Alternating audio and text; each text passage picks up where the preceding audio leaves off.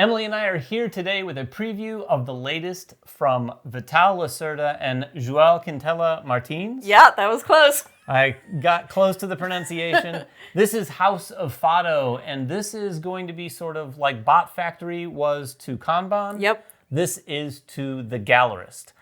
This is a sort of streamlined experience with a lot of things familiar if you've played the Gallerist, namely the idea of this unique worker placement where you're going to be bumping. You're going to be bumping. You're trying to get works of art, but in this case, the art is music, Yes. so the Fados, and you're trying to up the reputation as it's kind of like an economy where you're using it both for your own personal gain and so that the community kind of does something together. Yeah, the prototype that we have here on the table has the main board, and this is sort of an end game state, but out here you're going to see some of the various musicians. You've got the Portuguese guitarists, the singers, and the classical guitarists.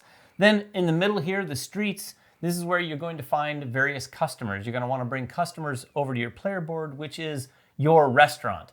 You want to fill your restaurant with customers. You want to have musicians of varying degrees of fame. Yep. And then at the end of the night, you are going to close your restaurant and run through something. But that is up to you. This isn't a worker placement game where everyone places and then everyone does a thing and then there's rounds. Once you get the workers into play, the workers are just kind of dynamically, constantly into play for the rest of the game. And it's not just customers. You also have a critic out here, Yes. or multiple depending on the player count.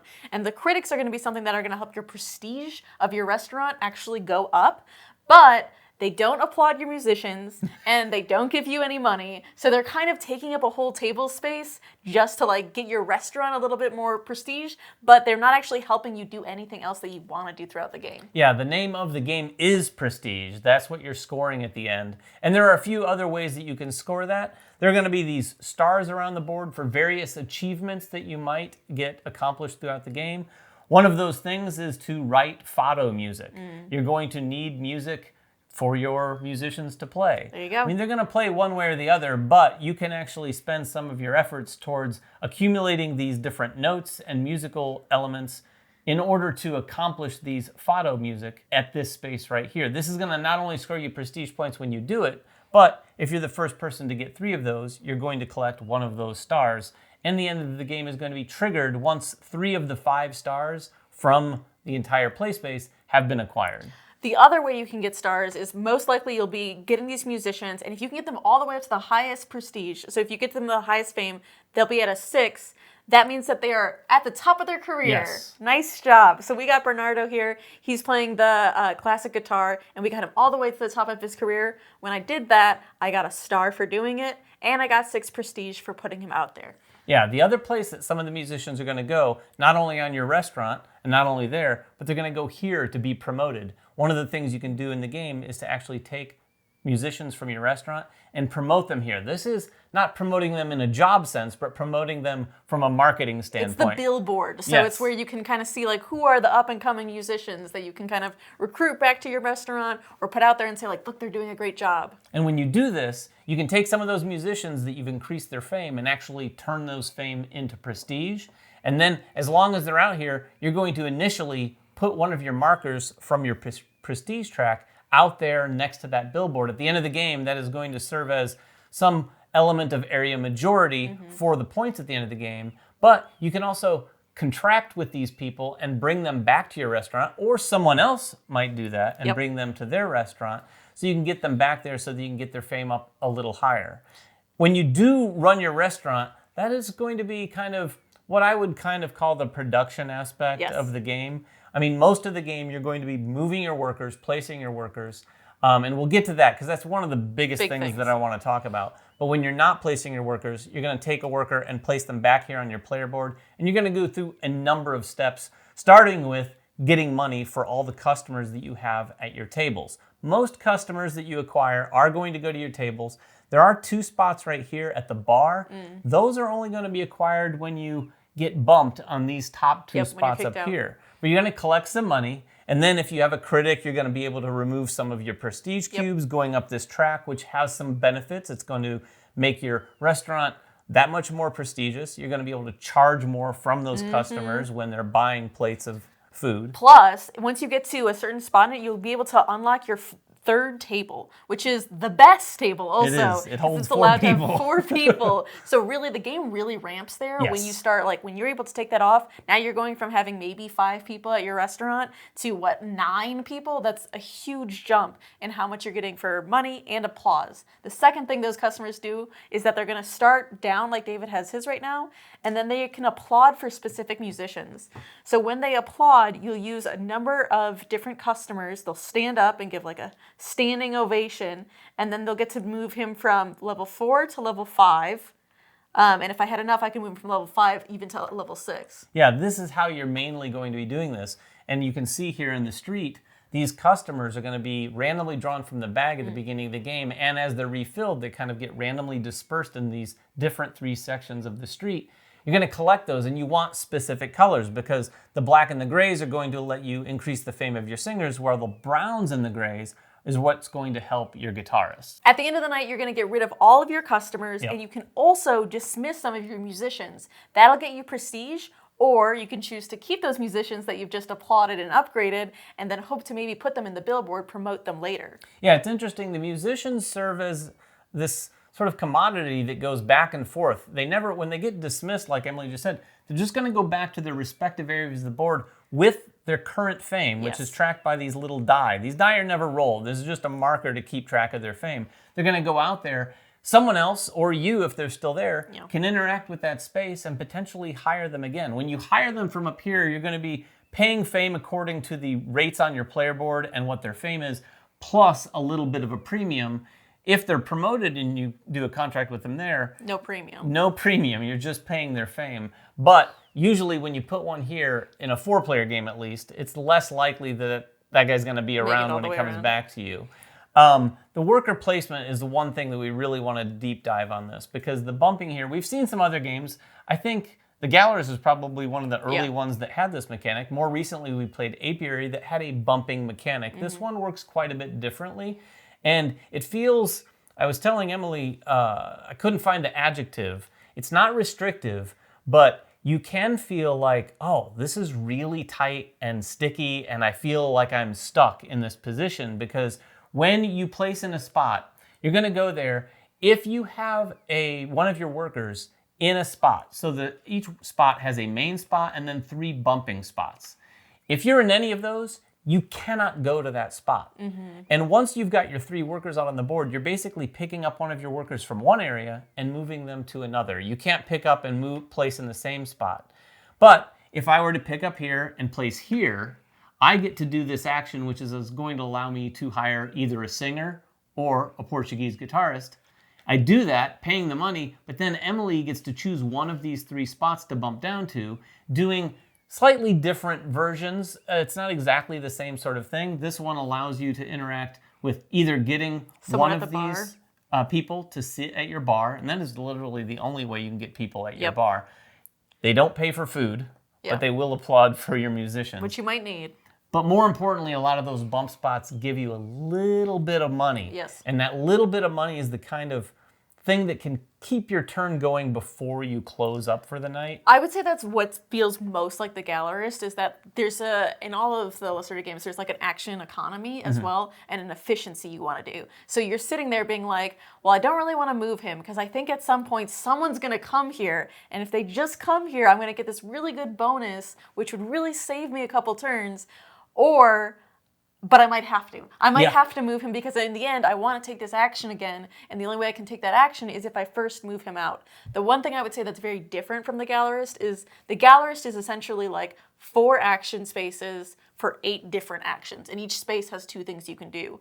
So it's very, very, very tight on like you have to be moving around and you want to kind of do everything. You're like planning 3 turns ahead.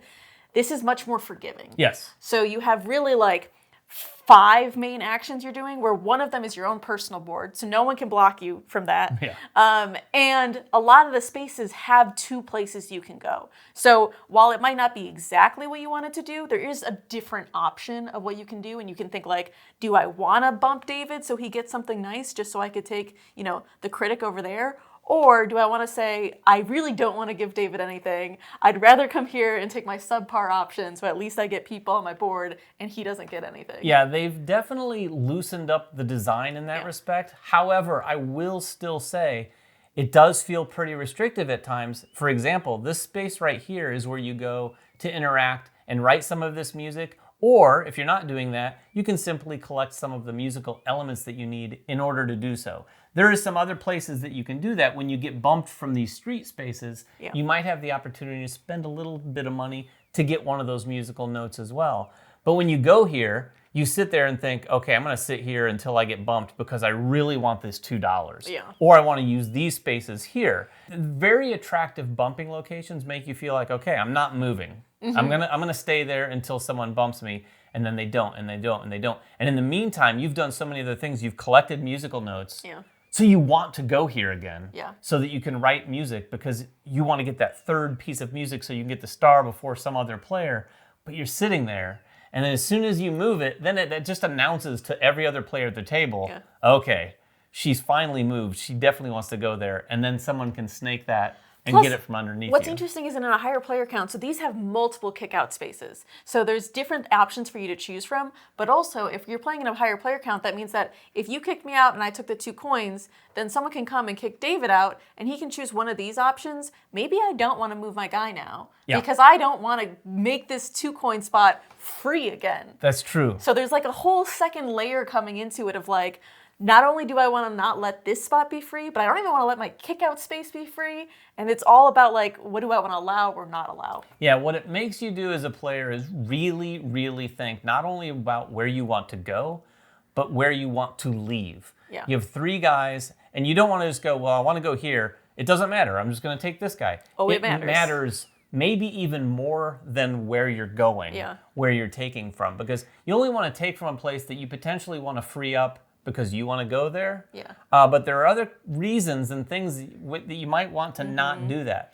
Where the critic is. You might want to let your guy sit there if someone wants to get the critic, because the critic can be significant, because when you have them in your restaurant, you're really able to move up that prestige track pretty quickly. So I could sit here and camp next to the critic thinking someone's surely going to come here and get the critic. Because when you close the restaurant for the night, in a 4-player game in particular, one of the 4 players, if not all of them, want to get that critic in their restaurant. Yeah. Now, there is some reason not to move up the prestige too quickly, because once you're out of the cubes on your prestige track, and you're basically removing them as you move up the track, the only other way to remove them is to promote. But if you don't have any cubes anymore, which I found out, it got me one of those stars, which was nice, but I could no longer promote for the rest of the game. So I could not take any of my musicians and get them here and get them promoted, which was an interesting dynamic. I'll say too that like while the action spaces are a little bit looser, right? It is a little bit not as punishing as the Gallerist. There are still those classic elements of like things being interrelated. Like when you're getting musicians as well, they're going to give you a specific music notation, and you have to have some very specific ones for whichever Fado's out. And so like you're trying to do things, but everything like you said makes a difference. Where like you're like, oh, I want to promote. Oh, but I don't have any more cubes left, so now I can't promote anymore. Oh, I want to go to the Fado. Oh, but the guy I was going to get is giving me a triplet when really I need a treble clef. What kind of decisions then am I going to make? Yeah, and we said this earlier, and I do want to stress it again. If you like a game that builds, this does have a big build. And it's not one of those, it didn't feel like a slow build to me. No. This felt like we started pretty slow at the beginning. And I'm talking really mostly about what you can do with your restaurant. The first time you run your restaurant, you're likely going to make $3. Yeah. Maybe $5, right? I didn't make $5. You made $3. But not even at the very end of the game. But once you start moving some cubes off that prestige track, you're getting more money from your customers. Yeah. And like Emily said earlier, once you get up to a certain point, you're able to open up that 4-spot table.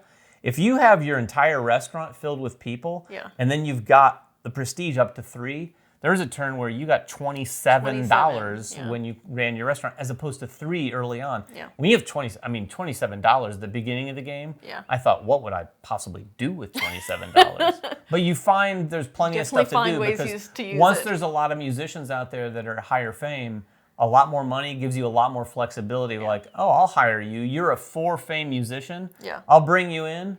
I'll bring in some customers. I'll get you up to a 6. I'll get that 6, I'll get one of these stars, move the game on. Like we said, the game is going to end once 3 stars have been removed from the board. It's not one player gets them. There are 5 stars total, and once the third one has been removed, you're going to finish that round, and that's the end of the game. Yes. And so in our game, I was the second player. I removed that star, and it was a hard stop. It was very hard because I had so much more I could have done, and then I was one like, of those games. Dang it, David, you really just stopped us right there. And the only things that are really scoring you points, so you've been scoring throughout the game when you've been dismissing people or promoting stuff. But at the end of the game, all you're scoring for is the stars you've gotten throughout the game, however much of the area majority you've gotten for the billboards, and then your Fados that you've created. Depending on the number you've done, you can get more points. And then after that, it's just any musicians left or any for any coins you have left. Yeah, it is definitely going to be one of those games where once 1 or 2 players at the table set their sights on the end game, everyone's going to have to be on their toes. Yes. Because it's going to wrap up pretty Very quickly. quickly. And you need to be ready, and you need to consider, like, okay, someone's going to end this, so I can't screw around and think I'll do all these extra things because someone's going to want to end it.